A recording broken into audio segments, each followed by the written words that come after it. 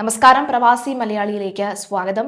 പ്രവാസിക്ക് കണ്ണീരോടെ നാട് വിടവാങ്ങിയ ഒരു വാർത്ത വരുന്നുണ്ട്.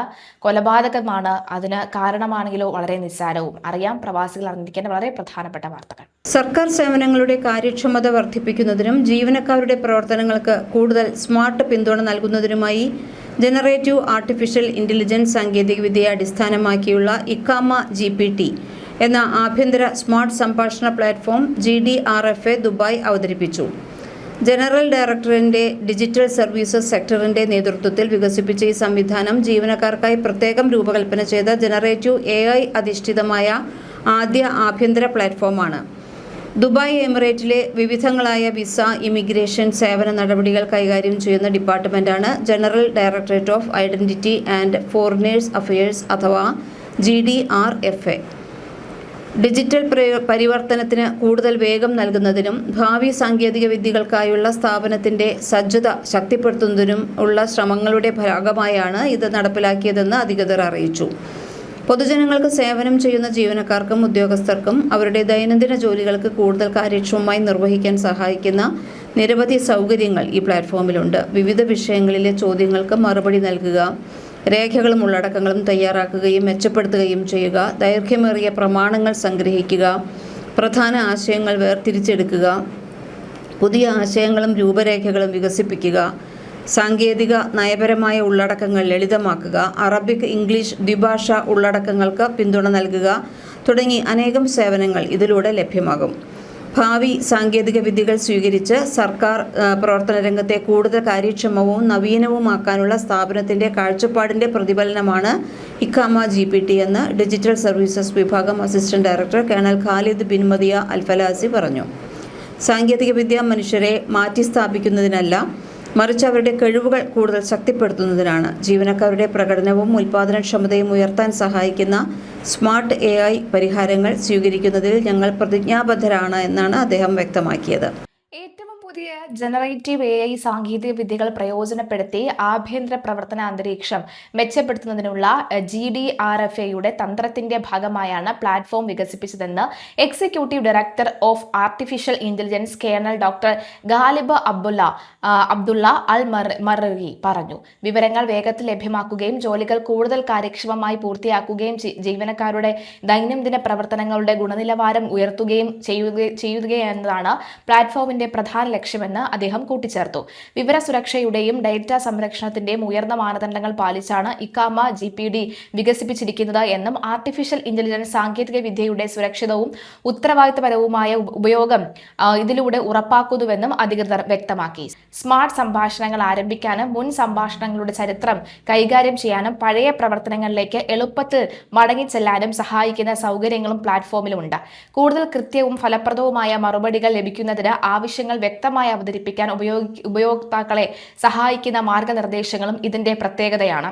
നവീകരണത്തിന്റെ ആസ്പദമാക്കിയ ഡിജിറ്റൽ തൊഴിൽ അന്തരീക്ഷം സൃഷ്ടിക്കുന്നതിനും ഭാവി സാങ്കേതികവിദ്യകൾ പ്രയോജനപ്പെടുത്താൻ ജീവനക്കാരെ സജ്ജരാക്കുന്നതിനുമുള്ള GDRFA ഇക്കാമ GPT കൂടുതൽ കരുത്തേകുമെന്ന് അധികൃതർ അറിയിച്ചു.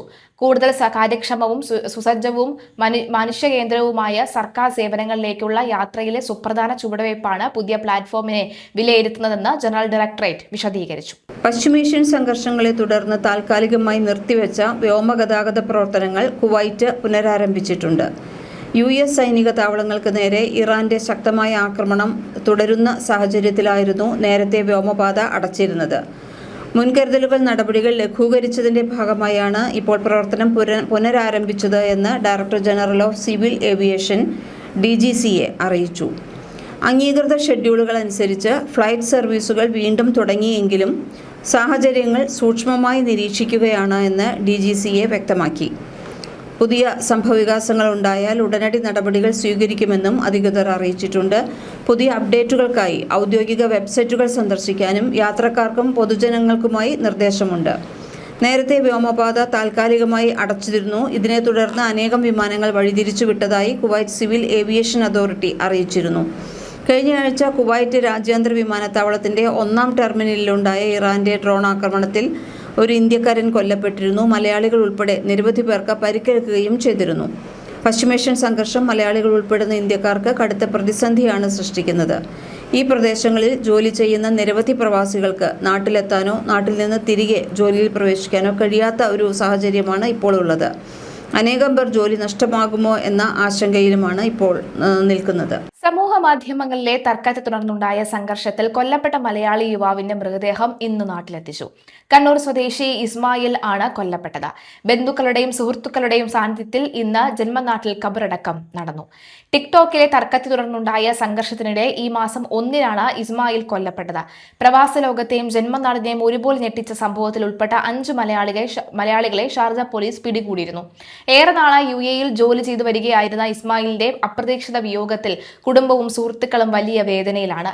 യാബ് ലീഗൽ സർവീസാണ് UAE-യിലെ നിയമ നടപടികൾ പൂർത്തിയാക്കി വിഷയത്തിൽ കൃഷി മന്ത്രി ടി സിദ്ദിഖും ഇടപെട്ടിരുന്നു. തുടർന്നാണ് അദ്ദേഹത്തിന്റെ മൃതശരീരം നാട്ടിലേക്ക് എത്തിയത്. എന്തായാലും ഏറെ വേദന ജൽപ്പിക്കുന്ന ഒരു വാർത്ത തന്നെയായിരുന്നു. ഒരു തർക്കത്തിന്റെ പേരിൽ കുത്തി കൊലപ്പെടുത്തുന്ന ഒരു സാഹചര്യം ഉണ്ടാകുന്നു. എന്തായാലും അത് അമ്പരപ്പിക്കുന്ന ഒരു വാർത്ത തന്നെയായിരുന്നു. പ്രവാസ ലോകത്തെ ഇന്നും ഒരു വിങ്ങൽ ഉണ്ടാക്കുന്നതാണ്.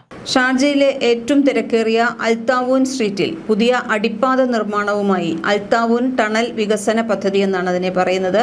ഇതുമായി ബന്ധപ്പെട്ട് ശനിയാഴ്ച 13-ാം തീയതി ശനിയാഴ്ച മുതൽ താൽക്കാലിക ഗതാഗത നിയന്ത്രണം ഏർപ്പെടുത്തുമെന്ന് Sharjah roads and transport authority അറിയിച്ചിട്ടുണ്ട്. നിർമ്മാണ പ്രവർത്തനങ്ങൾ നടക്കുന്നതിനാൽ ഈ റൂട്ടിൽ ഭാഗികമായി റോഡ് അടച്ചിടും. പകരം താൽക്കാലിക ഗതാഗത തിരിച്ചുവിടലുകൾ ഏർപ്പെടുത്തിയിട്ടുള്ളതിനാൽ യാത്രക്കാർ കൂടുതൽ സമയം കണക്കാക്കി യാത്ര തിരിക്കണമെന്നും നിർദ്ദേശ ബോർഡുകൾ കൃത്യമായി പാലിക്കണമെന്നും അധികൃതർ ആവശ്യപ്പെട്ടിട്ടുണ്ട്. ഷാർജ ദുബായ് റൂട്ടിലെ പ്രധാന ഗതാഗത കുരുക്കായ അൽത്താവൂൻ റൗണ്ട് എബൌട്ടിലെ തിരക്ക് ഒഴിവാക്കാനാണ് പുതിയ അടിപ്പാത നിർമ്മിക്കുന്നത്. പദ്ധതി പൂർത്തിയാകുന്നതോടെ വാഹനങ്ങൾക്ക് സിഗ്നലുകളോ തടസ്സങ്ങളോ ഒന്നുമില്ലാതെ അടിപ്പാതയിലൂടെ സുഗമമായി കടന്നുപോകാൻ സാധിക്കും.